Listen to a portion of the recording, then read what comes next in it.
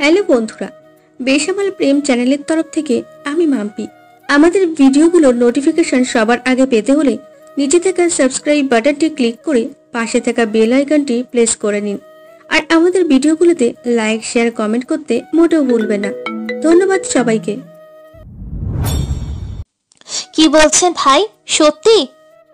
সত্যি বলছি। হা, আমাদের কি খুশি লাগছে। দাঁড়ান, আমি আসতেছি।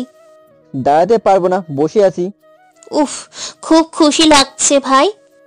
এভাবে একটা মাস পেরিয়ে গেল, এখনো কি জাফরি সুস্থ হবার সময় হয়নি? কবে সুস্থ হবেন তিনি? এইভাবে যখন একটা মাস পেরিয়ে গেল, মেহেদি আইসিইউতে বসে কোরবান পড়ছিল, এমন সময় মুম্বাই থেকে অনলাইনে ফোন দিল মেহেদিকে। কারণ মেহেদির ডাটা সবসময় অন থাকে, কারণ মুম্বাইয়ে তার বউ বাচ্চা আছে। আসসালামু আলাইকুম আব্বু।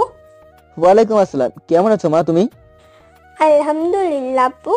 আব্বু, তোমার জন্য একটা সুখবর আছে। কি খবর? আগে বলো, তুমি আমাকে আগের মতোই ভালোবাসবে? না, তোকে তো আগের মতোই ভালোবাসবো। কেন, তোকে কি কখনো কম ভালোবাসছি? কিন্তু আজ থেকে তো কম ভালোবাসবে। কেন রে? কারণ আজ নতুন মেহমান বাড়িতে এসেছে। মানে? আব্বু আব্বু, আমার ছোট ভাইয়া এসেছে দুনিয়াতে। কি বলছিস মা? আলহামদুলিল্লাহ, আমি খুব খুশি হয়েছি। দাঁড়াও, আমি ক্যামেরাটা ঘোরাচ্ছি। ক্যামেরা ঘোরা মাত্রই মেহেদি তাকিয়ে দেখছে ফুটফুটে একটা বাচ্চা। হাসিমা কালকে সুন্দর, মেহেদি দেখে খুশিতে আত্মহারা। ও, আজ আমি খুশি হয়েছি, খুব ভালো লাগছে। সবাইকে মিষ্টি খেলানোর জন্য ফোনটা কেটে দিয়ে যখন বের হতে ধরলো, তখন মেহেদি নজর করে দেখছে জাফরির বাম পাটা আস্তে করে নড়া দিয়ে উঠল। নাসরিন বলেছে জাফরির অবস্থা এখন একটু উন্নতির দিকে অগ্রসর হচ্ছে। হাতের একটা আঙুল নড়ে উঠেছিল জাফরির, আজ পা নড়ে উঠল। এটা দেখে আরোই খুশি হয়ে গেছে মেহেদি। দৌড়ে যাচ্ছে দোকানে সবাইকে মিষ্টি খাওয়াবে বলে। দুলা ভাই, এভাবে দৌড়ান কেন? আল্লাহ আমার ঘরে একটা পুত্র সন্তান দান করেছে। ও, খুশির খবর তো। দৌড়ান কেন? মিষ্টি খাওয়াবো সবাইকে। এই বলে মেহেদি দৌড়ে গিয়ে দোকান থেকে অনেক মিষ্টি কিনলো এবং দোকানদারকে বলল, আপনার দোকানে যারাই আসবে একটা করে মিষ্টি দেবেন, যত টাকা বিল হয় আমি দেব। মিষ্টি দোকানদার বলল, বাপরে, সারা জীবন দেখে আসলাম হুজুরেরা নাকি মানুষের খায় কিন্তু খাওয়ায় না, কিন্তু আজ একটা হুজুর দোকান ফ্রি করতে আসছে, ভালোই তো। এই কথা শোনার পর মেহেদি বলল, আজ আমার খুশির দিন, তাই সব ফ্রি করে দিলাম। যাকে সামনে পাচ্ছে মিষ্টি বিতরণ করছে। হাসপাতালে সব ডাক্তারদের মিষ্টি বিতরণ করেছে। হঠাৎ মেহেদি তাকিয়ে দেখছে কয়েক সপ্তাহ আগের একটা বৃদ্ধ লোক। সে হাসপাতালের ভিতরে জাফরির কেবিনের সামনে ঘোরাঘুরি করছে। মেহেদি যখন পেছন থেকে ডাক দিয়ে বলল, চাচা আপনি কি করছেন? মেহেদিকে দেখা মাত্রই লোকটা চমকে গেল। আসসালামু আলাইকুম চাচা, কি করছেন? ওয়ালাইকুম সালাম। এটা আবার কেমন সালাম নেওয়ার স্টাইল? বাবা, মসজিদ কোন দিকে? এখন তো নামাজের সময় না। ও, তাই তো। আসলে বাবা মনে ছিল না।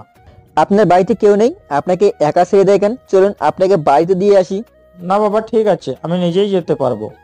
আচ্ছা যান। আচ্ছা বাবা, যাই।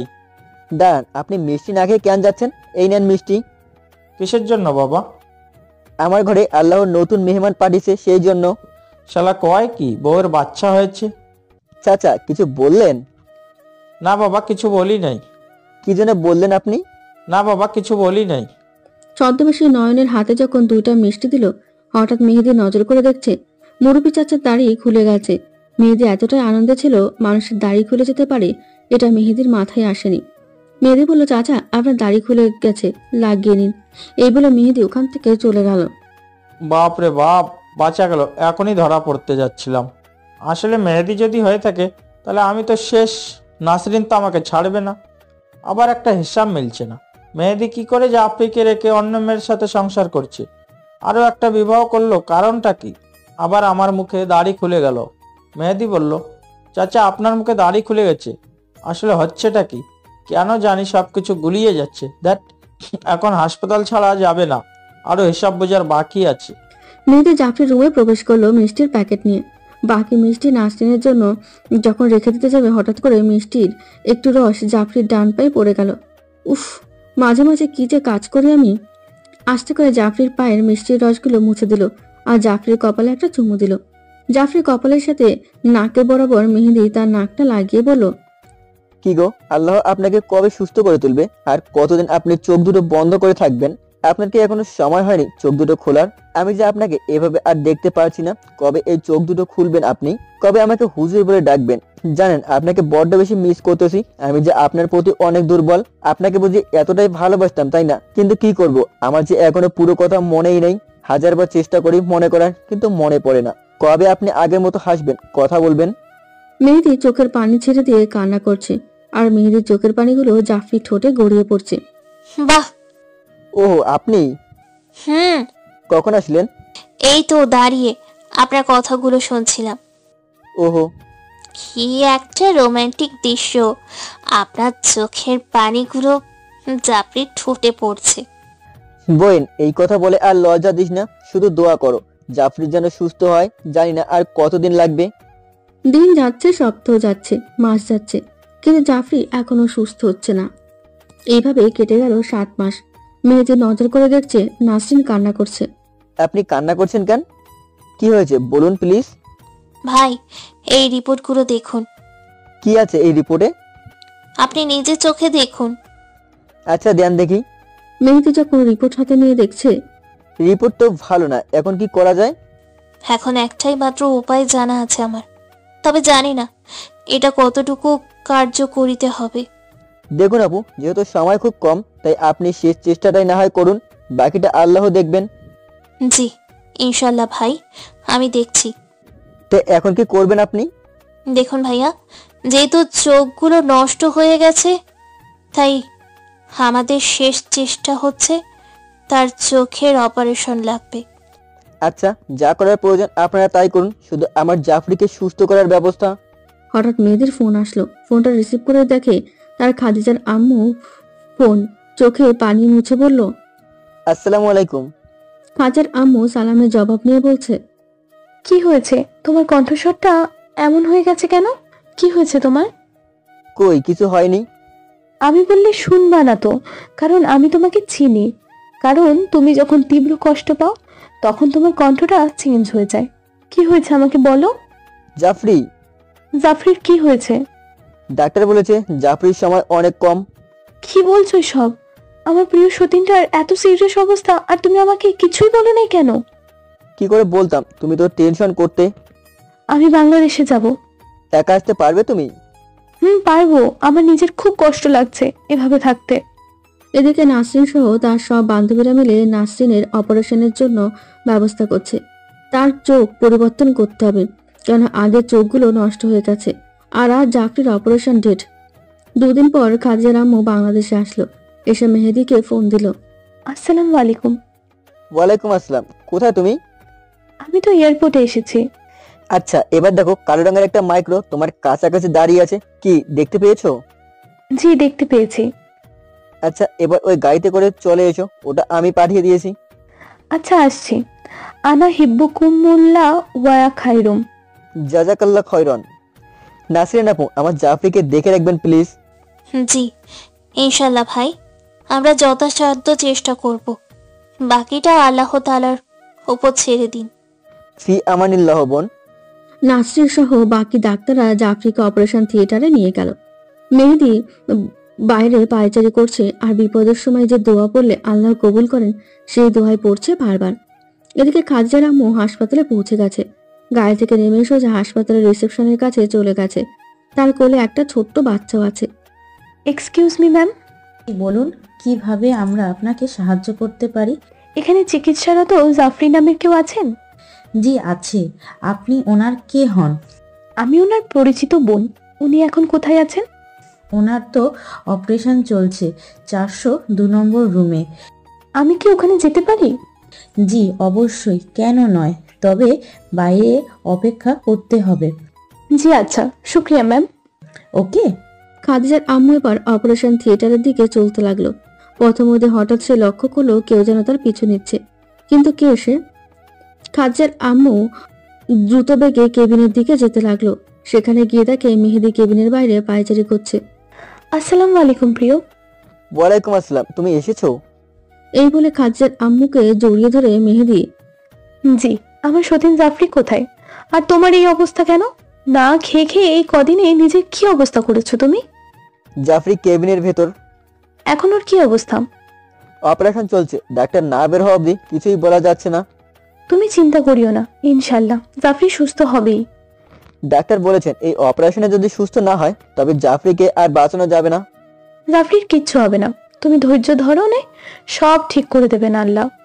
কারণ আল্লাহ বলেন, পরস্পরকে সত্যের উপদেশ দেয় আর উপদেশ দেয় ধৈর্য ধরনের। তবে ক্ষতি হতে সেই ব্যক্তিরা নিরাপত্তা লাভ করবে যারা ঈমান এনে নেক আমল করবে। কেননা তার পার্থিব জীবন যেমনভাবে অতিবাহিত হোক না কেন, মৃত্যুর পর সে চিরস্থায়ী নিয়ামত এবং জান্নাতের চিরসুখ লাভ করে ধন্য হবে।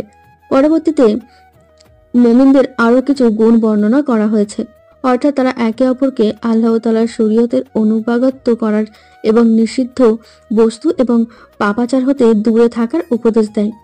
অর্থাৎ মুসিবত ও দুঃখ কষ্টে ধৈর্য, শরীয়তের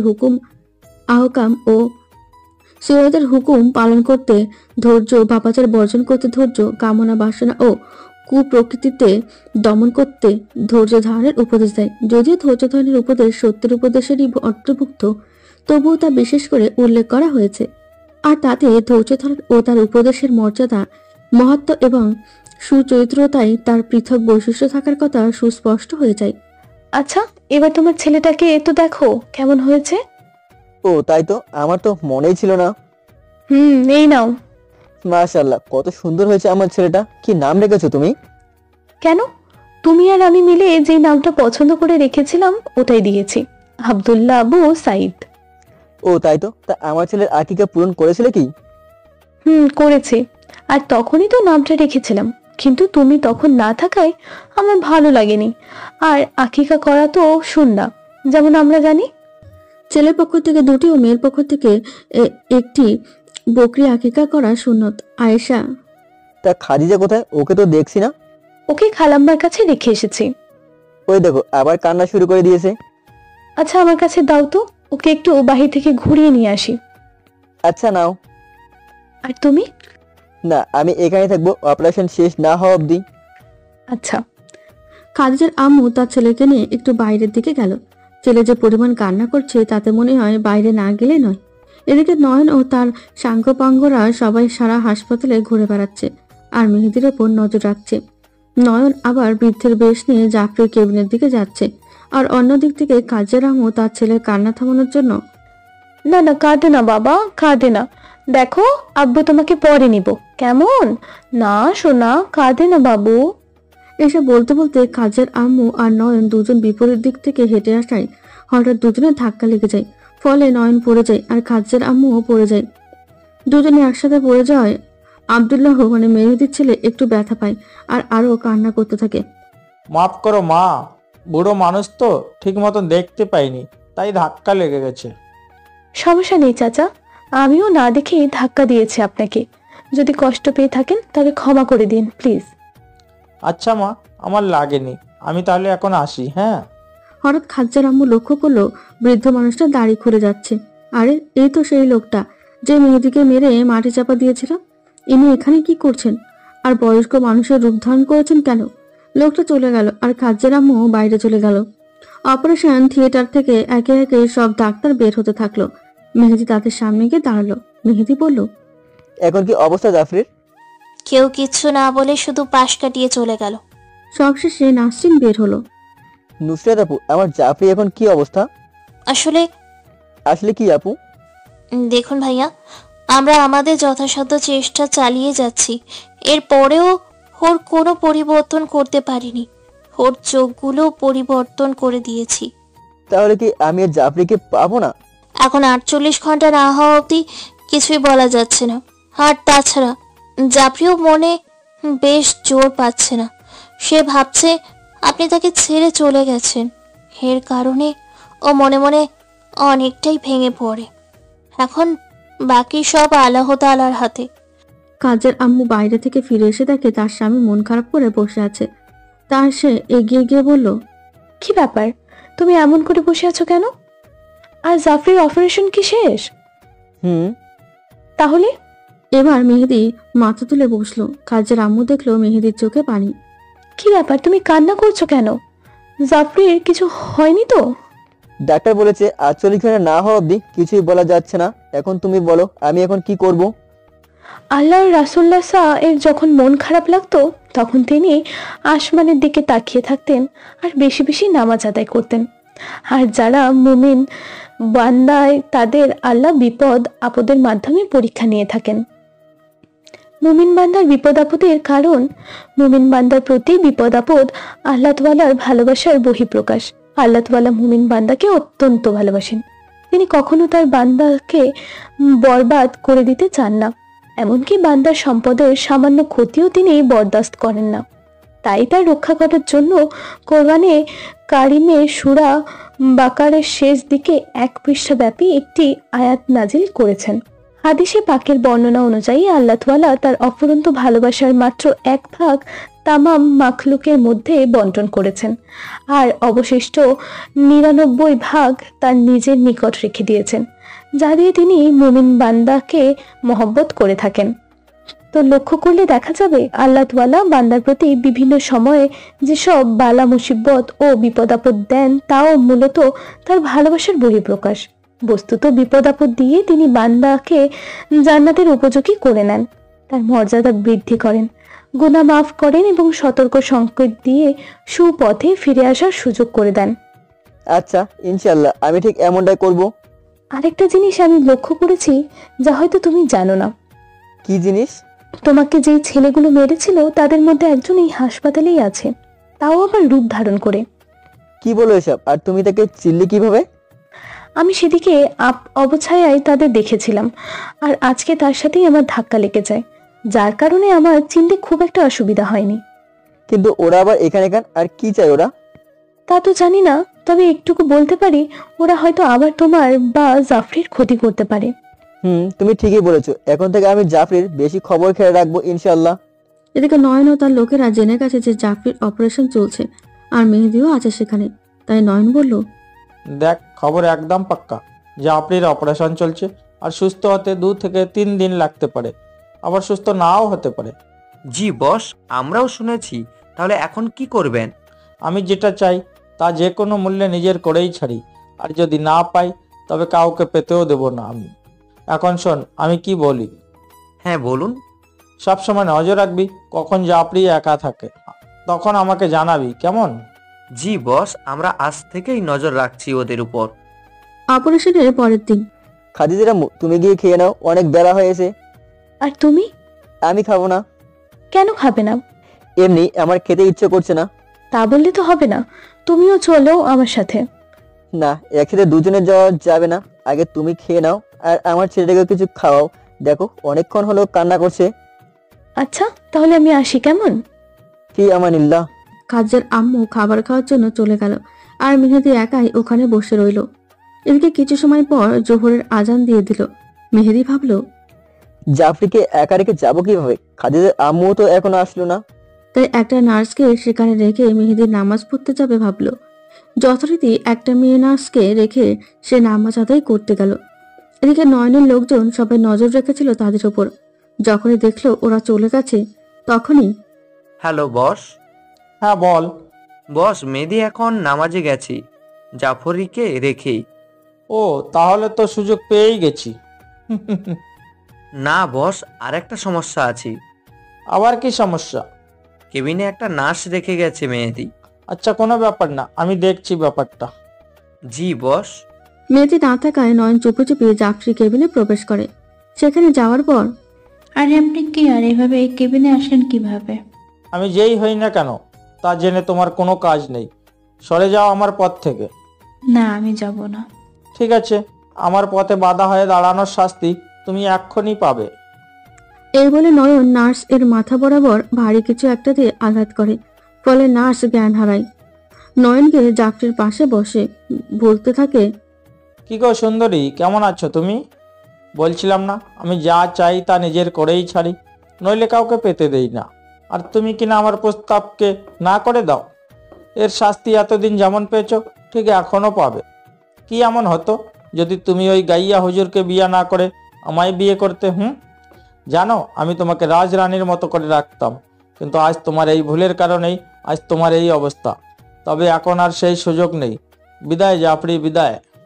এই বলে নয়ন জাফরির মুখ থেকে অক্সিজেন মাস্ক খুলে দিল, আর জাফরি অক্সিজেন না পাওয়ায় জোরে জোরে শ্বাস নিতে থাকলো। ঠিক সেই মুহূর্তে কাজের আম্মু তার ছেলেকে নিয়ে কেবিনে আগমন ঘটে।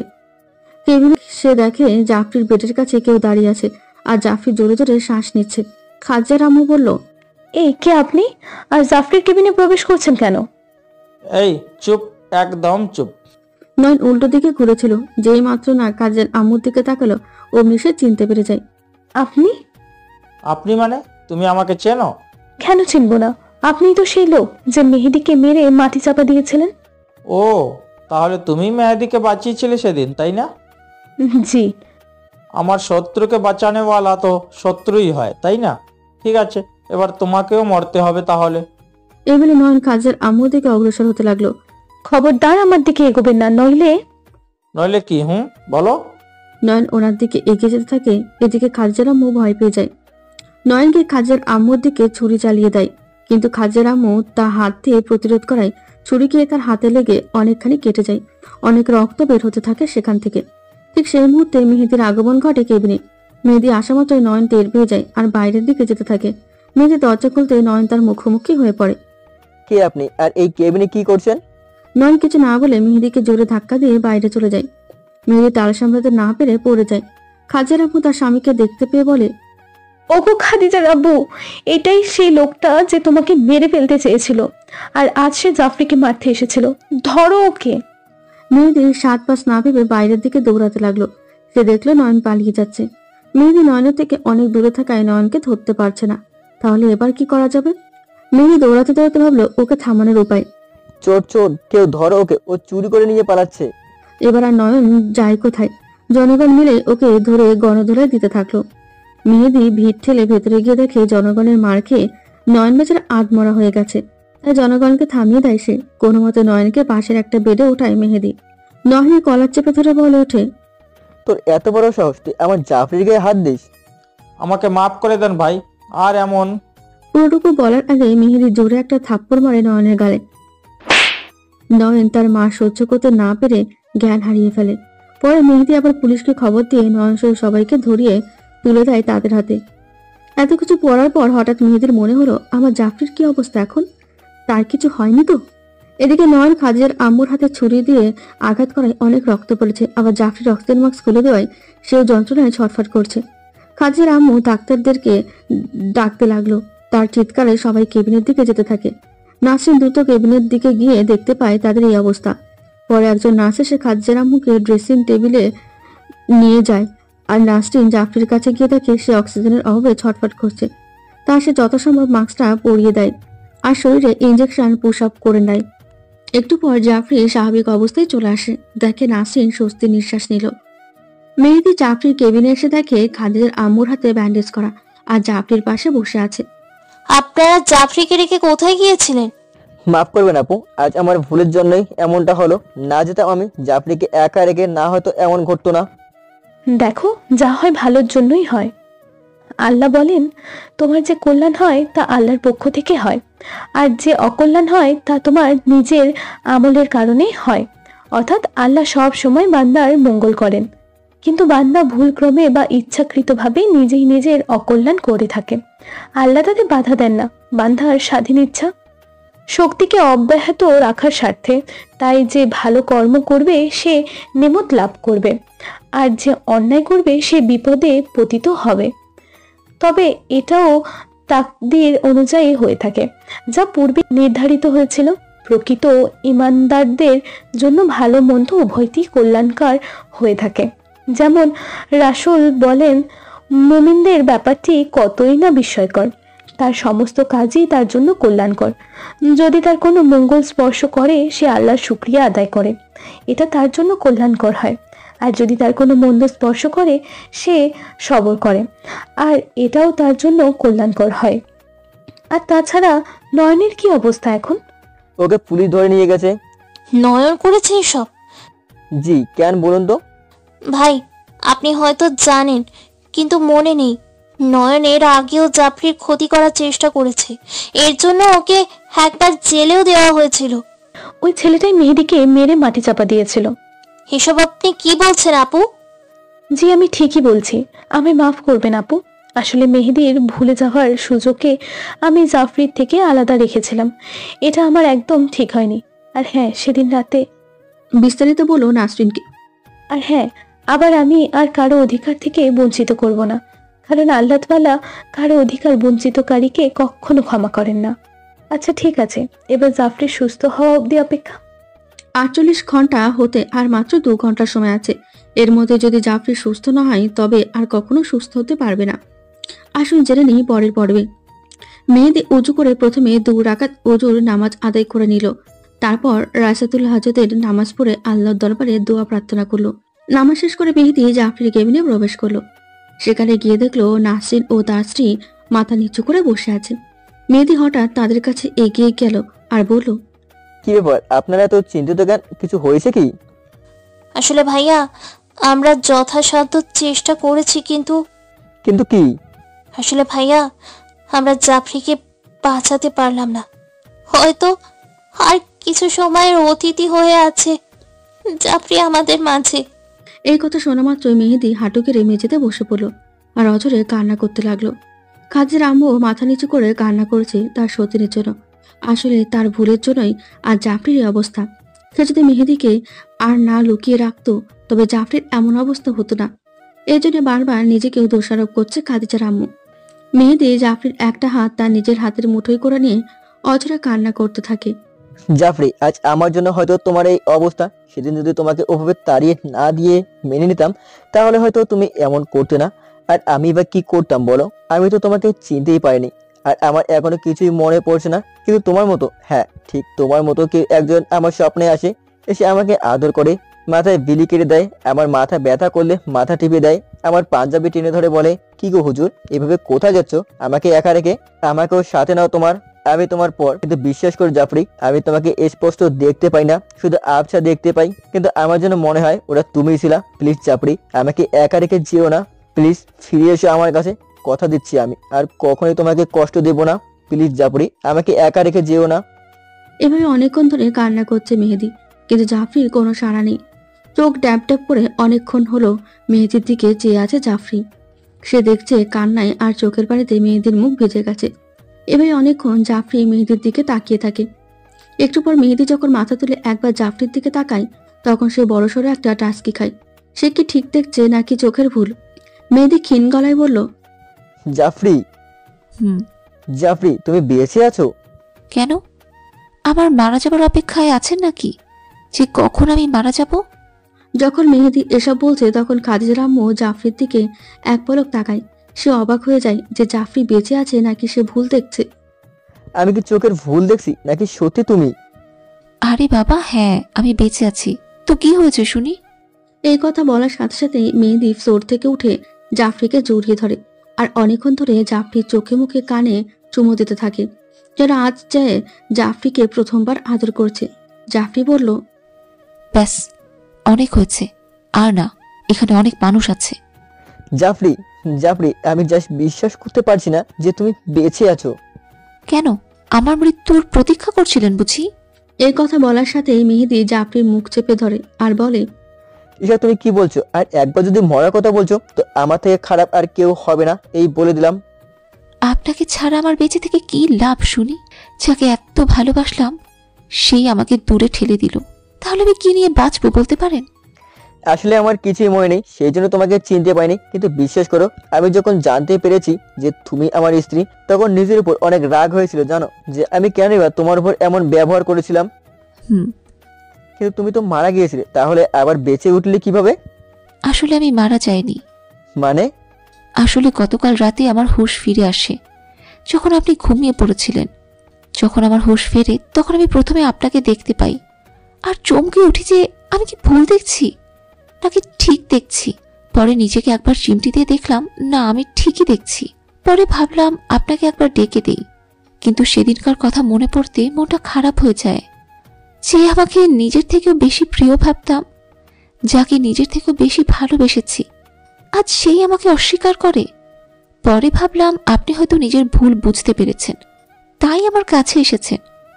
কিন্তু তবুও বুঝতে পারছিলাম না যে আপনি আমাকে ভালোবাসেন কিনা, নাকি আমার অসুস্থতার জন্য এখানে এসেছেন।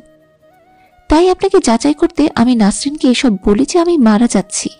মেহেদি নাসরিনের দিকে তাকাতেই নাসরিন এক চিলতে হাসি ছুড়ে দিল মেহেদির দিকে।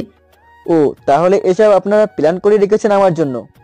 জি মশাই, কিন্তু কিন্তু কি? আপনি পরীক্ষায় ফেল করেছেন। কেন? কারণ আপনি এখনো আমাকে ভালোবাসেন কিনা বলেননি। ওটা কি এখনই শুনতে হবে? এখন মানে এক্ষুনি। এদিকে যখন জাফরি আর মেহেদি দুজনের মাঝে খুনসুটি ঝগড়া চলছিল, তখনও খাদিজার আম্মু বুঝতে পারছিল না ব্যাপারটি যে এখানে হচ্ছে এটা কি। খাদিজার আম্মু জাফরির কাছে এগিয়ে এসে বলে, আমাকে ক্ষমা করে দিন আপু, আসলে আমার এই কাজ করা একদম অন্যায় হয়েছে। আমি আপনার স্বামীকে আপনার থেকে দূরে রেখেছিলাম। ঠিক আছে, মাফ করে দিলাম, কিন্তু আমাকে কেন যেন চেনা চেনা লাগছে। জি, আমি সেই মেয়ে যার সাথে আপনার বাসায় দেখা হয়েছিল, আর আমি আপনাকে না বলে চলে গিয়েছিলাম। ও আচ্ছা ঠিক আছে। আপু, আপনি কত ভালো, এত সহজে আমাকে মাফ করে দিলেন। দোয়া করি আল্লাহ যেন আপনার সংসারে বরকত দান করেন। আমার সংসার মানে? এখন তো তুমিও এই সংসারে একজন সদস্য আর আমার প্রিয় সতীন, তাই না? জি। আচ্ছা আপু, এটা আপনার নতুন সন্তান, তাই না? জি আপু। আমাকে একটু কোলে নিতে দিবেন? হ্যাঁ অবশ্যই, কেন নয়। কাজের আম্মু আব্দুল্লাহকে জাফরির কোলে তুলে দেয়। মাশাআল্লাহ, হুজুরের সন্তানটি কত কিউট হয়েছে, একদম হুজুরের মতো। দেখতে হবে না কার ছেলে? দেখে নিয়েছি। তা আপু খাদিজা কোথায়? ওকে তো বাসায় রেখে এসেছি, খালাম্মার কাছে। ও, এভাবেই কেটে গেল 2 দিন। এই 2 দিনে জাফরি মোটামুটি সুস্থ হওয়ার পথেই। আজ সবাই অনেক খুশি, কেননা জাফরি সুস্থ হয়ে গেছে, কিন্তু একজন বাদে, সে হলো খাদিজার আম্মু। যাক, অবশেষে ওনাদের মিলন তো হয়েই গেল। আমার কাছে আপাতত শেষ, এবার যাওয়ার সময় হয়ে গেছে আমার। হুজুর, আপনাকে অনেক ভালোবাসি। জানি আর কখনো আপনার সাথে দেখা হবে না, কিন্তু আমি মনে মনে আপনাকেই ভালোবেসে যাব। খাদিজার আম্মু আজ নিজের দেশে ফিরে যাবে, তবে এবার মেহেদিকে রেখেই। যাওয়ার আগে হুজুরের নামে একটা চিঠি লিখে একজন নার্সের হাতে চিঠিখানা দিয়ে বলল, এটা অমুক নাম্বার কেবিনে একজন হুজুর আছেন, ওনাকে দেবেন প্লিজ। আসলে আমার হাতে সময় কম, তাই যেতে পারলাম না। আচ্ছা ঠিক আছে, আমি নিজেই দিয়ে আসছি ওনাকে। জি শুক্রিয়া আপু। আচ্ছা। বিকেল 5টার টিকিট আগেই সংগ্রহ করে রেখেছিল খাদিজার আম্মু। যদি জাফরি সুস্থ হয় তবে সে একাই বাড়ি ফিরে যাবে। মেয়েদের উপর আর কোনো অধিকার রাখতে চায় না সে, তাই কাউকে কিছু না বলেই বেরিয়ে পড়ে। এদিকে অনেকক্ষণ হলো খাদিজার আম্মুকে দেখতে না পেয়ে জাফরি বলল, কি ব্যাপার হুজুর, সাথী আপু কই? আসলেই তো অনেকক্ষণ হলো দেখছি না। বাইরে কি একটু দেখে আসুন তো কোথায় আছে। আচ্ছা। মেহেদি যেই না চেয়ার ছেড়ে উঠছে, ঠিক তখনই কেবিনে নার্স প্রবেশ করে বলল, এখানে মেহেদিকে? জি আমি। আপনার নামে একটা চিঠি এসেছে। আমার নামে? জি। আমার নামে আবার কে চিঠি পাঠালো? একটা মেয়ে আমাকে এই চিঠিটা দিয়ে বলল এটা আপনাকে দিতে। আপনি কি ওনাকে চেনেন বা আগে দেখেছেন? না, তবে এইটুকু বলতে জানি যে ওনার কোলে একটা শিশু বাচ্চা ছিল। এটা শোনার পর মেহেদি আর জাফরি যেন আকাশ থেকে পড়ল। এটা খাদিজার আম্মুত নয় তো? হুজুর খুলে বলুন তো কি লিখেছে চিঠিতে। আচ্ছা দেখছি। চিঠিতে লেখা ছিল, প্রিয় হুজুর, প্রথমেই ক্ষমা চেয়ে নিচ্ছি, আপনাদের দুজনকে নিজেদের থেকে দূরে সরিয়ে রেখেছিলাম এই জন্যে। অন্যের জিনিস চেয়ে নিজের করে যতই রেখে দিই না কেন, একদিন তা ঠিকই প্রকাশ পাবে। আর আমার কাজের জন্য আমি খুবই লজ্জিত। আমি আপনাদের মাঝে দেয়াল হয়ে আপনাদের হক নষ্ট করেছি, এই জন্যে হয়তো আল্লাহ আমায় ক্ষমা করবেন না, তবে আমি আশাবাদী যে আপনি আমাকে ক্ষমা করে দেবেন। আসলে আমার এটা উচিত হয়নি আপনাদের মাঝে এভাবে এসে আপনাদেরকে আলাদা করে দেই, কিন্তু ভাগ্যক্রমে আবার যখন আপনারা এক হতে পেরেছেন, তখন তৃতীয় হিসেবে আমি আর থাকতে চাই না। তাই না জানিয়ে চলে যাচ্ছি নিজের গন্তব্যে। নিজের খেয়াল রাখবেন, আর আমার সতীনের যেন আর একটু কষ্ট না হয় সেদিকে নজর রাখিয়েন। যদিও ডিভোর্স হয়নি, তবু কখনো স্ত্রীর হক ফলাতে আসবো না, কথা দিলাম। নিজের আর আমার প্রিয় সতীনটার খুব যত্ন নেবেন কিন্তু। বারাকিল্লাই ফি, ইতি খাদিজার আম্মু। মেহেদি অবাক নয়নে চেয়ে আছে জাফরির দিকে। জাফরি ছলছল নয়নে বলল, আপনি প্লিজ আর এক মুহূর্তের জন্য দেরি করবেন না, এক্ষুনি বেরিয়ে পড়ুন, আর যেখান থেকে পারেন আমার সতীনটাকে খুঁজে বের করবেন। ঠিক আছে, আমি এখন যাচ্ছি, নিজের খেয়াল রেখো। মেহেদি খাদিজার আম্মুকে খোঁজার জন্য বেরিয়ে পড়ল। রাস্তার চারদিকে খুঁজলো, বাস স্ট্যান্ডের, রেলওয়ে স্টেশন সহ আরো অনেক জায়গায় খুঁজে দেখলো, কিন্তু কোথাও সাথীকে খুঁজে পাওয়া যাচ্ছিল না। অনেক ক্লান্তি নিয়ে যখন এক স্থানে বসে পড়লো, তখন হঠাৎ তার মনে পড়লো যে সাথী বলেছিল যে সে নিজের গন্তব্যে চলে যাবে, আর খাদিজা তো মুম্বাই আছে। এর মানে খাদিজার আম্মু প্লেনে করে যাচ্ছে, আর এখন হয়তো বিমানবন্দরেই আছে। তাই মেহেদি দেরি না করে বিমানবন্দরের দিকে যেতে লাগলো। এদিকে একা একাই চলে এসেছে সাথী। সাথী শুধু একটা দুধের শিশু, আর আজ পথ চলতে যেন তার শরীর ক্লান্তিতে ভরে যাচ্ছে। সারা রাস্তা কান্না করতে করতে এসেছে সাথী। কোনো মতে পাসপোর্ট নিয়ে ওয়েটিং রুমে বসে পড়ে সে।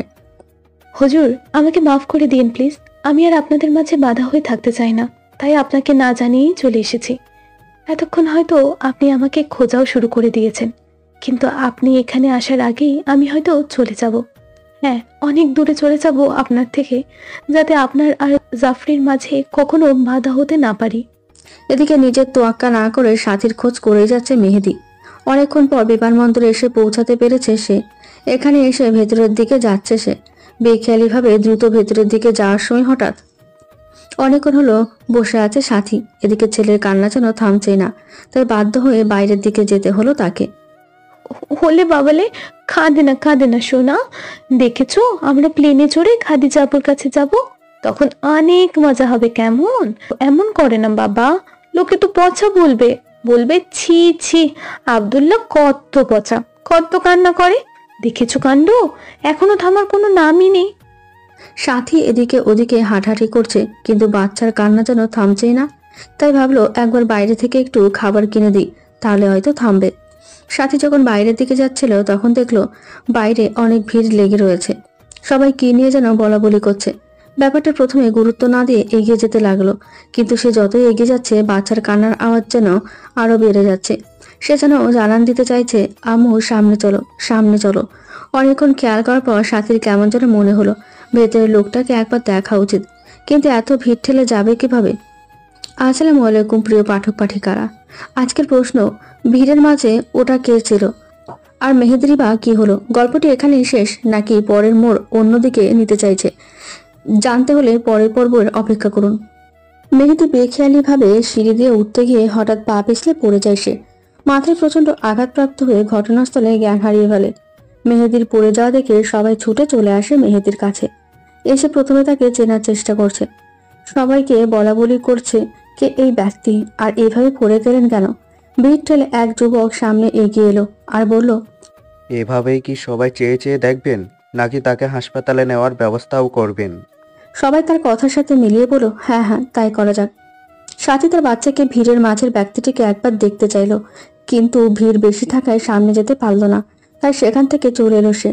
পাশের একটা দোকান থেকে একটা জুসের বোতল, একটা চিপস আর একটা পানির বোতল কিনে নিয়ে যেই না ভেতরে ঢুকতে যাবে অমনি অ্যাম্বুলেন্সের দিকে তার নজর পড়ে গেল। সেখানে সে দেখছে একটা হুজুরের মতো দেখতে কাকে যেন তুলে নিচ্ছে, কিন্তু তাকে আমার মেহেদির মতো দেখাচ্ছে কেন?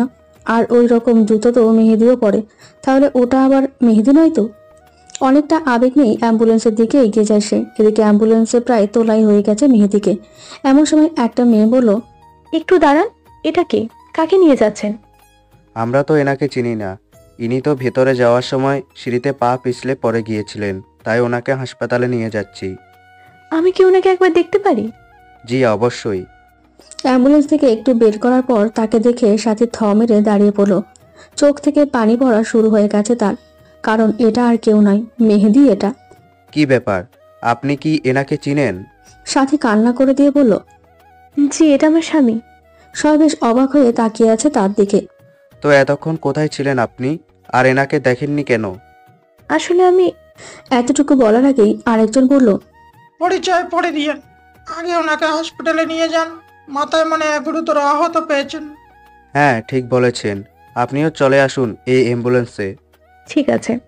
মেহেদির সাথে গাড়িতে উঠে হাসপাতালের দিকে যেতে থাকে সাথী, আর কান্না করতে করতে বলে, কেন এসেছিলেন আপনি? আপনাকে না বললাম আমার পিছু নেবেন না? আমি আর আপনাদের মাঝে থাকতে চাই না, তবুও কেন চলে এলেন আপনি?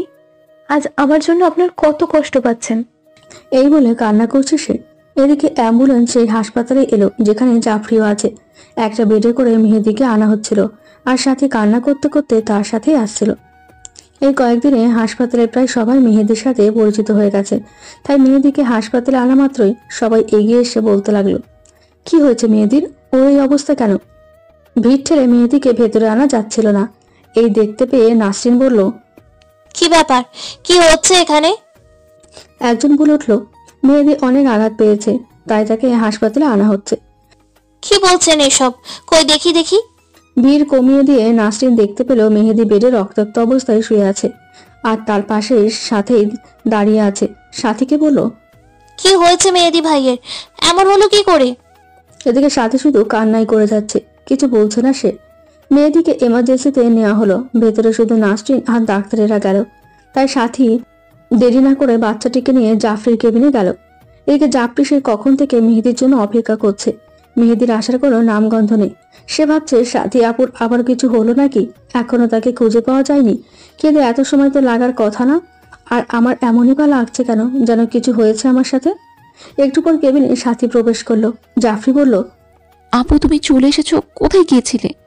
তুমি আমাদের একা রেখে জানো না তোমায় মিস করেছি, আর তুমি এভাবে কান্না করছো কেন? হুজুর কোথায়, তাকে তো দেখছি না। সাথী বলল, আসলে কি? সাথী এবার জাফরিকে পুরো ঘটনাটা বলল। এই শুনে জাফরি একচোটে বাইরের কেবিনে চলে গেল। মেহেদির কেবিনের সামনে গিয়ে কান্না করছে সে, আর বলছে, বারবার কেন আমাদের উপর এমন বিপদ প্রভাবিত হয় প্রভু, আপনি কি আমাদের সাহায্য করবেন না? অনেকক্ষণ পর নাসরিন সহ সকল ডাক্তারেরা বাইরে এলো। জাফরি বলল, কিরে আমার হুজুরের কি অবস্থা এখন? 24 ঘন্টা না হওয়া অব্দি কিছুই বলা যাচ্ছে না। বেশি বেশি আল্লাহর কাছে দোয়া করো যেন মেহেদি ভাই তাড়াতাড়ি সুস্থ হয়। সাথী আর জাফরি দুজনে একসাথে চুপচাপ হয়ে বসে আছে। কিছুক্ষণ পর জাফরি বলল, আপু চলো দুজনে মিলে আল্লাহর কাছে সাহায্য চাই। আমার বিশ্বাস উনি আমাদেরকে নিরাশ করবেন না। জি আপু, তুমি ঠিকই বলেছ, চলে তাহলে। দুজনে মিলে উজু করে নামাজ দাঁড়িয়ে যাবে, ঠিক এমন সময় জাফরি বলল, আপু তুমি কি নামাজ পড়বে? কেন, সালাতুল হাজত। ও, কিন্তু আমি তো অনেকদিন হলো পড়ি না, তাই ভুলে গেছি। তুমি কি আমাকে একটু সাহায্য করবে? কেন নয় বোন, অবশ্যই। তবে এই সম্পর্কে পাঠকদেরও তো কিছু ধারণা দেওয়া দরকার, তাই না? যেমন ধরো, হাজাতের নামাজ কি? সালাতুল হাজাত বা প্রয়োজনের নামাজ একটি বিশেষ নফল ইবাদত। মানুষের যখন বিশেষ কিছুর প্রয়োজন হয় কিংবা শারীরিক মানসিকভাবে কোনো দুশ্চিন্তা দেখা দেয়, তখন এই নামাজ পড়তে হয়। হুজাইফা বলেন, রাসূল যখন কোনো সংকটে পড়তেন তখন সালাতে রত হতেন। এ বিষয়ে হযরত ইব্রাহিম এর ঘটনা স্মরণ করা যেতে পারে। যখন তিনি অপহৃত হয়ে মিশরের লম্পট বাদশাহর নিকট উপনীত হলেন ও অত্যাচারী বাদশাহ তার নিকট এগিয়ে গেল, তখন তিনি অজু করে সালাতে রত হয়ে আল্লাহর নিকট সাহায্য প্রার্থনা করে বলেছিলেন, হে আল্লাহ, এই কাফেরকে তুমি আমার ওপর বিজয়ী করো না। সঙ্গে সঙ্গে আল্লাহ তার ডাকে সাড়া দিয়েছিলেন এবং ওই লম্পট বাদশার হাত পা অবশ হয়ে পড়েছিল। তিনবার ব্যর্থ হয়ে অবশেষে বিবি সারাকে সসম্মানে মুক্তি দেয় এবং বহু মূল্যবান উপঢৌকনাদি সহ তার খিদমতের জন্য হাজেরাকে তার সাথে ইব্রাহিমের নিকট পাঠিয়ে দেয়। বিশেষ কোনো হালাল চাহিদা পূরণের জন্য আল্লাহর উদ্দেশ্য 2 রাকাত নফল সালাত আদায় করাকে সালাতুল হাজত বলা হয়। সালাতুল হাজত নামাজের আলাদা কোনো নিয়ম নেই। স্বাভাবিক নামাজের মতোই উত্তমভাবে অজু করে 2 রাকাত নফল নামাজ পড়বে। নিয়ত রাখবেন 2 রাকাত সালাতুল হাজত পড়ছি। যেহেতু কোরআন হাদিসে এটি আদায় করার আলাদা কোনো নিয়ম বর্ণনা করা হয়নি, তাই এই নামাজ সূরা ফাতিহার সাথে যে কোনো সূরা দিয়ে পড়া যায়। অর্থাৎ অন্যান্য স্বাভাবিক নামাজের মতোই উত্তমভাবে অজু করে 2 রাকাত নফল নামাজ পড়তে হবে। নামাজ শেষে অর্থাৎ সালাম কোরআনের পর আল্লাহ তাআলা হামদ ও সানা পাঠ করে এবং নাবি করিম এর ওপর দারুদ শরীফ পাঠ করে নিজের মনের কথা ব্যক্ত করে আল্লাহর নিকট দোয়া করবে। দোয়ার ক্ষেত্রে বিশেষভাবে হাদিস শরীফে নিম্নোক্ত দোয়া পাঠের বর্ণনা আছে। দোয়াটি হলো, অর্থাৎ আল্লাহ ছাড়া কোনো ইল্লা নেই, তিনি অতি সহিষ্ণু ও দয়ালু, সকল দোষ ত্রুটি থেকে পবিত্র, তিনি মহান আরশের প্রভু, সকল প্রশংসা আল্লাহ, তিনি সারা জাহানের বর। আপনার কাছে আমরা করি।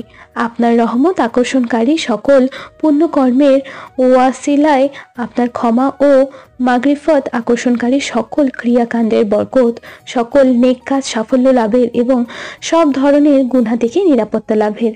আমার কোনো গুনাহ যেন মাপ ছাড়া না থাকে, কোনো সমস্যা যেন সমাধান ছাড়া না যায়, আর আমার এমন প্রয়োজন যাতে রয়েছে আপনার সন্তুষ্টি তা যেন অপূরণ না থাকে। হে আর রহমানার রাহিমিন, হে সর্বশ্রেষ্ঠ দয়ালু।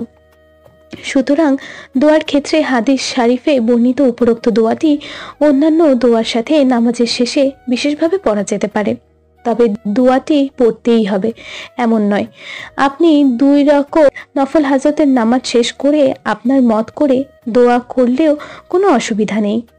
নিচের 5টি সময় বাদে যে কোনো সময় পড়তে পারবেন। যে সময় কোনো নামাজ পড়া যায় না সেটা হচ্ছে সূর্যোদয় এবং তার পরের 15 মিনিট, দ্বীপ্রহর এবং তার আগে পরে 5 মিনিট 5 মিনিট করে 10 মিনিট এবং 3 সূর্যাস্ত ও পূর্বে 15 মিনিট। এই 3 সময় সকল প্রকার নামাজ পড়া নিষিদ্ধ। তবে ওই দিনের আসরের 4 রাকাত ফজর নামাজ কেউ না পড়ে থাকলে সূর্যাস্তের সময় পড়ে নেবে, যে সময় কোনো নফল নামাজ পড়া যায় না। সুবহে সাদিক থেকে সূর্যোদয় পর্যন্ত ফজরের 2 রাকাত সুন্নত নামাজ ব্যতীত কোনো সুন্নত বা নফল নামাজ পড়া নিষেধ। 2 আসরের ফজর নামাজের পরে আর কোনো সুন্নত নফল নামাজ পড়া নিষেধ, তবে এই সময় কাজা নামাজ ও সিজাদায়ে তেলাওয়াত আদায় করা যায়। সালাতুল হাজত কতদিন পড়ব? যেহেতু বিশেষ কোনো হালাল চাহিদা পূরণের জন্য আল্লাহর উদ্দেশ্য 2 রাকাত নফল সালাত আদায় করাকে সালাতুল হাজত বলে, আপনার চাহিদা পূর্ণ হওয়ার আগ পর্যন্ত যতদিন আপনি পড়তে চান পড়তে পারেন। হ্যাঁ, দিনে একাধিকবারও এই নফল নামাজ পড়া যাবে।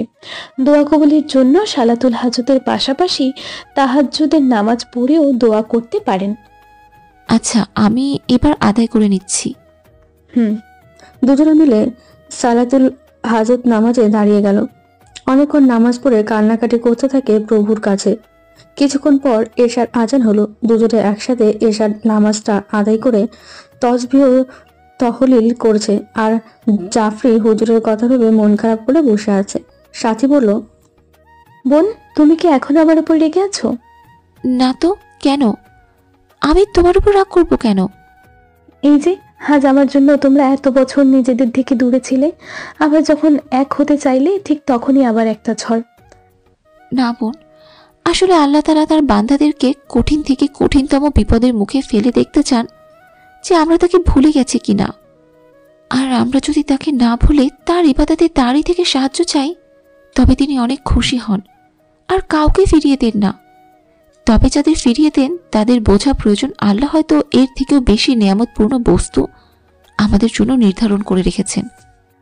আপু, তুমি অনেক ভালো। আর হ্যাঁ, আমিও হার মানব না। আজ রাতে তাহাজ্জুদ নামাজে আমি আল্লাহর কাছে সাহায্য চাইব, ইনশাআল্লাহ। তবে একটা জিনিস কি তুমি জানো আপু?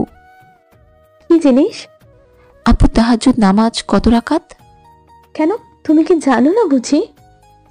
জানি, কিন্তু তবুও যদি একবার বলতে তাহলে ভালো হতো। আসলে আমাদের পাঠ্যক্রম তো এইসব একদম পড়ে না, এমনকি জানেও না। তাই যদি আচ্ছা বলছি আমি, শোনো তাহলে। আচ্ছা বলো। তাহাজ্জুদ শব্দটি আরবি, আর এর ব্যবহার পবিত্র কোরআনেও আছে। তাহাজ্জুদ শব্দটি নিদ্রা যাওয়া ও জাগ্রত হওয়া এই পরস্পর বিরোধী 2 অর্থে ব্যবহৃত হয়। পবিত্র কোরআনে সূরা বনী ইসরাঈলে 79 নং আয়াতের অর্থ এই যে, রাতের কিছু অংশ কোরআন পাঠ সহ জাগ্রত থাকুন। তাহাজ্জুদ নামাজ একটি নফল ইবাদত, তবে এটি নফল ইবাদতগুলোর মধ্যে অন্যতম একটি ইবাদত। তাহাজ্জুদের নামাজ পড়ার জন্য গভীর রাতে ঘুম থেকে জাগতে হয়। এজন্য তাহাজ্জুদ নামাজের সওয়াব ও ফজিলত অনেক বেশি। তাহাজ্জুদের নামাজ নাবিয়ের জন্য অতিরিক্ত ফরজ হিসেবে নির্দিষ্ট ছিল। আমাদের তাহাজ্জুদের নামাজ ফরজ নয়, বরং সুন্নতে মুআক্কাদা। অবশ্য এই নামাজ নেকবার ও আল্লাহ ভীরুদের বৈশিষ্ট্য। তাহাজ্জুদ নামাজ কুপ্রবৃত্তি দমনে অত্যন্ত শক্তিশালী ও কার্যকরী ভূমিকা পালন করে, হৃদয় ও মননকে নির্মল করে। পবিত্র কোরআনে ইরশাদ হয়েছে, নিশ্চয় রাতে ঘুম থেকে ওঠা মনকে দমিত করার জন্য অধিক কার্যকর। এই সময় পাঠ করা একেবারে যথার্থ। অন্য আয়াতে বলা হয়েছে, আর আল্লাহর প্রিয় বান্দা তারা যারা তাদের রবের দরবারে সিজদা করে এবং দাঁড়িয়ে থেকেই রাত কাটিয়ে দেয়। তাহাজ্জুদ নামাজের সময় শুরু হয় অর্ধরাতের পর। রাতের শেষ তৃতীয়াংশে তাহাজ্জুদ পড়া উত্তম, তবে ঘুম থেকে জাগার সম্ভাবনা না থাকলে ঈশার নামাজের পর 2 রাকাত সুন্নতের পরও বিতরের আগে পড়ে নেওয়া জায়েজ আছে। তবে পূর্ণাঙ্গ তাহাজ্জুদের সওয়াব ও মর্যাদা পেতে হলে রাত 2টা বা 3টার দিকে উঠে নামাজ আদায় করা জরুরি। শেষ রাতে মানুষ যখন গভীর ঘুমে মগ্ন থাকে তখন তাহাজ্জুদ আদায়কারীরা আল্লাহর ভালোবাসায় নিদ্রা ত্যাগ করে জেগে ওঠে। আল্লাহ তাআলা ইরশাদ করেন, তারা শয্যা ত্যাগ করে তাদের প্রতিপলকে ডাকে আশায় ও আশঙ্কায়, আর আমি তাদের যে রিজিকি দিয়েছি তা থেকে তারা ব্যয় করে। শুধু নামাজ আদায় নয়, রাতের শেষ ভাগে আল্লাহর দরবারে কান্নাকাটি করা ও ক্ষমা প্রার্থনা করা খাঁটি ঈমানদারদের অন্যতম বৈশিষ্ট্য। ঈমানদারদের গুণাবলী সম্পর্কে কোরআনে বলা হয়েছে, তারা ধৈর্যশীল, সত্যবাদী, অনুগত ব্যয়কারী ও রাতের শেষ প্রহরে ক্ষমা প্রার্থী। তাহাজ্জুদ নামাজ 5 ওয়াক্ত নামাজের পর শ্রেষ্ঠ নামাজ। মহানবী বলেছেন, রমজানের পর সর্বশ্রেষ্ঠ রোজা হলো আল্লাহর মাস মুহররমের রোজা, আর ফরজের নামাজের পর সর্বশ্রেষ্ঠ নামাজ হলো রাতের নামাজ। তিনি আরও বলেন, আল্লাহ তাআলা প্রতিদিন রাতের শেষ তৃতীয়াংশে নিচের আসমানে অবতরণ করে এবং বলেন, কে আমাকে ডাকবে, আমি তার ডাকে সাড়া দেব। কে আমার কাছে কিছু চাইবে, আমি তাকে দান করব। আর কে আমার কাছে ক্ষমা চাইবে, আমি তাকে ক্ষমা করব। এখন প্রশ্ন, তাহাজ্জুদের নামাজ কত রাকাত? আবু সালামা ইবনে আব্দুর রহমান থেকে বর্ণিত, তিনি হযরত আয়েশাকে জিজ্ঞাসা করেন যে রমজানে নবীজির নামাজ কেমন হতো। তিনি উত্তরে বলেন, রাসূলুল্লাহ রমজানে এবং রমজানের বাইরে 11 রাকাতের বেশি পড়তেন না। প্রথম 4 রাকাত পড়তেন, যার সৌন্দর্য ও দীর্ঘতা সম্পর্কে জিজ্ঞাসা করো না। এরপর আরও 4 রাকাত পড়তেন, যার সৌন্দর্য ও দীর্ঘতা তো বলাই বাহুল্য। এরপর তিনি রাকাত পড়তেন। শাহী ও বুখারী হাদিস 1147, সহিহ ও মুসলিম হাদিস 738, সুনানে নাসাই 1 এবং 248, হাদিস 1697, সুনানে আবু দাউদ 1 থেকে 1 ও 189, হাদিস 1335, মুসনাদে আহমদ 6 এবং 36, হাদিস 24073। আব্দুল্লাহ ইবনে আবি কাইস বলেন, অর্থাৎ আমি হযরত আয়েশা এর কাছে জিজ্ঞাসা করলাম যে নবীজি ভিতরে কত রাকাত পড়তেন। উত্তরে তিনি বললেন, 4 এবং 3, 6 এবং 3, 8 এবং 3, 10 এবং 3। তিনি ভিতরে 7 রাকাতের কম এবং 13 রাকাতের অধিক পড়তেন না। সুনানে আবু দাউদ হাদিস, তাহাবি শরীফ, সুনাদে আহমেদ হাদিস। উল্লিখিত বর্ণনা দ্বারা বোঝা গেল, রাসূলুল্লাহ কখনো তাহাজ্জুদ নামাজ 4 রাকাত পড়তেন, কখনো 6 রাকাত পড়তেন, কখনো 8 রাকাত পড়তেন, কখনো 10 রাকাত পড়তেন। সুতরাং তাহাজ্জুদের নামাজ 10 রাকাত পর্যন্ত পড়া রাসূলুল্লাহ থেকে আমরা সহিহ হাদিসে পাই। এর চেয়ে বেশি পড়া যাবে না এমন নয়। যেহেতু এটি নফল নামাজ, তাই যত বেশি পড়া যায় ততই সওয়াব, তাই ইচ্ছা মতো পড়া যায়। সেই সাথে 4 রাকাতের কম পড়লে তা তাহাজ্জুদ হবে না। বিষয়টি এমনও নয়, তাই 2 রাকাত পড়লেও তা তাহাজ্জুদ নামাজ হিসেবেই গণ্য হবে। সময় কম থাকলে 2 রাকাত পড়ে নিলেও তাহাজ্জুদ নামাজ পড়া হয়েছে বলে ধার্তব্য হবে। রাতের এবং দিনের নফল নামাজের নিয়ত 4 রাকাত করেও নিয়ত করা যায়, এমনিভাবে 2 রাকাত করেও নিয়ত করা যায়, কোনো সমস্যা নেই। এই নামাজের জন্য কি নির্দিষ্ট কোনো সূরা আছে? তাহাজ্জুদ নামাজ পড়ার জন্য নির্দিষ্ট কোনো সূরা নেই, যে কোনো সূরা দিয়ে এই নামাজ আদায় করা যাবে। তবে যদি বড় সূরা বা আয়াত মুখস্থ থাকে তবে সেগুলো দিয়ে পড়াই উত্তম, কারণ রাসূল সব সময় বড় বড় সূরা দিয়ে তাহাজ্জুদ নামাজ আদায় করতেন। তাই আমাদেরও বড় সূরা মুখস্থ করে তা দিয়ে তাহাজ্জুদ নামাজ আদায় করা উচিত। যাই হোক, বড় সূরা মুখস্থ না থাকলে যে কোনো সূরা দিয়ে নামাজ আদায় করা যাবে। নিয়ম হলো 2 রাকাত করে এই নামাজ আদায় করা। প্রত্যেক রাকাতে সূরা ফাতিহা পড়ার পর অন্য যে কোনো সূরা মেলানো, এভাবেই নামাজ আদায় করতে হবে। তাহাজ্জুদ নামাজের আগে কি কিছু করতে হয়? তাহাজ্জুদ নামাজের আগে করণীয়। হুয়াইফা বলেন, রাসূল যখন তাহাজ্জুদ পড়তে উঠতেন তখন মিসওয়াক করতেন এবং আমাদেরকেও মিসওয়াক করার হুকুম দেওয়া হতো। আমরা যখন তাহাজ্জুদ পড়তে উঠতাম অতঃপর নাবি ওযু করতেন, তারপর দুয়া ও তাসবিহগুলো 10 বার করে পড়তেন, তারপর নামাজ শুরু করতেন। দোয়াগুলো হলো 10 বার আল্লাহু আকবার, 10 বার আলহামদুলিল্লাহ, 10 বার সুবহানাল্লাহ ওয়া বিহাদিহি, আল্লাহ প্রশংসার সাথে তার পবিত্রতা, 10 বার সুবহানাল্লাহ মালিকিল কুদ্দুস, 10 বার আশতা গফিরুল্লাহ, 10 বার লা ইলাহা ইল্লাল্লাহু, 10 বার আল্লাহুম্মা ইন্নী আউযুবিকা মিন দিক্কি নুদিয়া ওয়া দিক্কি। এখন তাহাজ্জুদের সময় হয়ে গেছে। জাফরি আর সাথী একসাথে নামাজে দাঁড়িয়ে যায়। দুজনে প্রভুর কাছে আকুল আবেদন করছে যেন মেহেদিকে সুস্থ করে দেওয়া হয়। সকালবেলা ঠিক 7:35 দিকে মেহেদির জ্ঞান ফিরে আসে। সে দেখতে পায় তার হাতের কাছে জাফরি শুয়ে আছে। সে আলতো করে জাফরির মাথায় হাত তুলে দেয়। একটু পর সে লক্ষ্য করলো সে হাসপাতালের কেবিনে শুয়ে আছে। প্রথমে বেশ অবাক হয়ে যায় সে। এরপর যখন জাফরি জেগে ওঠে তখন মেহেদি বলল, কি ব্যাপার জাফরি, আমি এখানে কেন, আর কি হয়েছে আমার? জাফরি একটানে তাকিয়ে আছে মেহেদির দিকে। সে জাফরিকে একটু ধাক্কা দিয়ে বলল, কি হলো, কিছু তো বলো। জাফরি আত্মহারা হয়ে বলল, হুজুর হুজুর হুজুর, আজ আমি অনেক খুশি, আর আপনিও সুস্থ হয়ে গেছেন। আলহামদুলিল্লাহ, আল্লাহ আমাদের দোয়া কবুল করেছেন। এসব কি আবল তাবল বলছো তুমি? কি হয়েছিল আমার, আর আমি এখানে কেন? হুজুর, আপনার কি সব মনে পড়ে গেছে? কি মনে পড়ছে আমার? ওফ জাফরি, কিছু তো বলো। দাঁড়ান, আমি আসছি।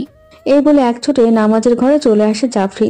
এসে বলল, আপু, খুশির সংবাদ আছে। সাথে এখনো মোনাজাত শেষ করেনি, তাই জাফরি একটু অপেক্ষা করতে লাগলো। মোনাজাত শেষে যেই না চোখ তুলে তাকিয়েছে অমনি জাফরি তাকে টান দিয়ে দাঁড় করালো আর জড়িয়ে ধরে কান্না করে দিল। তার এরকম আচরণে বেশ ভয় পেয়ে যায় সাথী। সে জাফরিকে সান্ত্বনা দিতে দিতে বলল, জাফরি, কি হয়েছে ওনার? তুমি কান্না করছো কেন? বলো জাফরি, প্লিজ বলো, আমার অনেক টেনশন হচ্ছে। আপু, উনি একদম সুস্থ হয়ে গেছেন। আলহামদুলিল্লাহ, এটা তো খুশির খবর। এর সাথে আর একটা সংবাদ আছে। কি? ওনার সব কিছু মনে পড়ে গেছে। কি কি বলছো তুমি এসব? তাহলে তো আল্লাহ আমাদের দোয়া কবুল করেছেন। তাড়াতাড়ি চলো, ওনার জ্ঞান ফিরেছে। আচ্ছা চলো। দুজনে মিলে একসাথে কেবিনে প্রবেশ করলো। কেবিনে প্রবেশ করে দেখতে পায় মেহেদি বেডে শুয়ে আছে। জাফরি আর সাথে এগিয়ে গেল। জাফরি বলল, এখন কেমন লাগছে হুজুর? আলহামদুলিল্লাহ ভালো, কিন্তু আপনি এখানে এলেন কি করে? আপনি আমাকে খুঁজতে গিয়ে এয়ারপোর্টের সিঁড়িতে পড়ে গিয়েছিলেন। পাশ থেকে বলে উঠল সাথী। আপনাকে খুঁজতে গিয়ে? জি। কিন্তু আপনি কে? আমি কেন আপনাকে খুঁজতে যাব? আজব। এসব আপনি কি বলছেন হুজুর? আপনি আমাকে চিনতে পারছেন না? না তো, কে আপনি আপু? মেহেদির এমন কথায় বেশ অবাক হয় সাথী ও জাফরি দুজনে। কি বলছেন আপনি? আপনি আপুকে চেনেন না মানে কি? উফ, বললাম তো চিনি না। বারবার কেন বলছেন এক কথা? আর কে উনি? আমি তো আপনাকে বাস স্ট্যান্ডে ছেড়ে আসলাম, কিন্তু এখানে এলাম কি করে? এবার জাফরি আর সাথী দুজন দুজনের দিকে তাকিয়ে আছে। হুজুর, ভালো করে মনে করুন আমার কথা, আমি সাথী, আপনার স্ত্রী।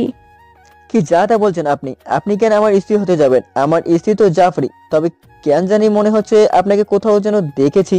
হুজুর, উনি ঠিকই বলছেন, উনি আপনার স্ত্রী, দ্বিতীয় স্ত্রী। ওনার নাম সাথী। আপনার কি কিছুই মনে পড়ছে না?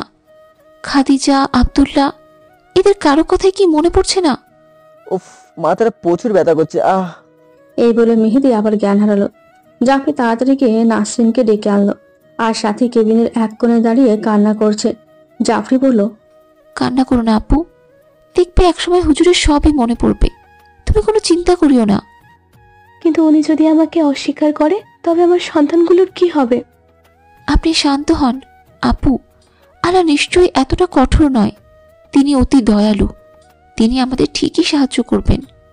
তাই যেন হয় বোন। বেশ কিছুক্ষণ পর মেহেদির জ্ঞান ফিরে এলো, কিন্তু যখন জ্ঞান ফিরল তখন জাফরি বলল, এখন কেমন লাগছে? আলহামদুলিল্লাহ। আর কিছু কি আপনার মনে নেই? সাথেও এক পলক তাকিয়ে আছে মেহেদির দিকে, যে সে কি বলে। হুজুর, আমাকে কি এখনো চিনতে পারেননি? না। সাথী এবার মন খারাপ করে বাইরে চলে যাচ্ছিল। ঠিক এমন সময় মেহেদি পেছন থেকে তার হাত টেনে ধরে বলল, কোথায় যাচ্ছে আবার আমাকে ছেড়ে? দু চোখ যেদিকে যায় সেদিকে চলে যাব, থাকবো না আমি আর। তাহলে আমার কি হবে? কেন, জাফরি আছে তো, সেই আপনার খেয়াল রাখবে। কিন্তু আমি তো আপনার খাদিজার আম্মুকে যেতে দিতে চাই না। মেহেদির এই কথাই বেশ অবাক হয় সাথী। আপনার কি তাহলে আমার কথা মনে পড়েছে? জি ছোট মহারানী। তার এই কথাই অনেকটা খুশি হয়ে মেহেদিকে জড়িয়ে ধরে সাথী। মেহেদি বলল, দেখো পাগলি, এখানে কত মানুষ আছে, এভাবে জড়িয়ে ধরলে চলবে? তার কথায় লজ্জা পেয়েছে সাথী। হয়েছে হয়েছে, আর লজ্জা পেতে হবে না। এখন থেকে দুজন মিলে হুজুরকে সুস্থ করে তুলবো, কেমন? নাসরিন বলল, 2 দিন পর মেহেদি ভাইকে বাসায় নিয়ে যেতে পারবেন। আর হ্যাঁ, ওখানেও কিন্তু রেস্ট নিতে হবে। জাফরি আর সাথী একসাথে বলল, আচ্ছা। 6 মাস পর সাথী তার ছোট ছেলেকে দুধ খাওয়াচ্ছিল। এমন সময়, আম্মু, ও আম্মু। কি হয়েছে শুনি, এত চেঁচাচ্ছিস কেন? আম্মু দেখো, ছোট আম্মু মাথা ঘুরে পড়ে গেছে। কি বলছিস এসব? আমাকে আগে ডাকলি না কেন? কই দেখি দেখি কি হয়েছে। সাথী দেখলো জাফরি মাটিতে পড়ে আছে, আর খাদিজা তার পাশে বসে তাকে ডাকছে। জাফরি, এই জাফরি, কি হলো তোমার হঠাৎ? এই জাফরি।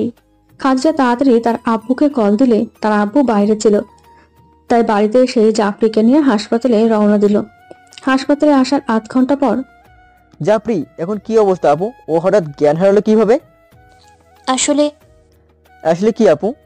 দেখুন, মেহেদি ভাইয়ের অবস্থা খুবই গুরুতর, আর এই রোগ সাধারণত বিশেষ কোনো কারণে হয়ে থাকে।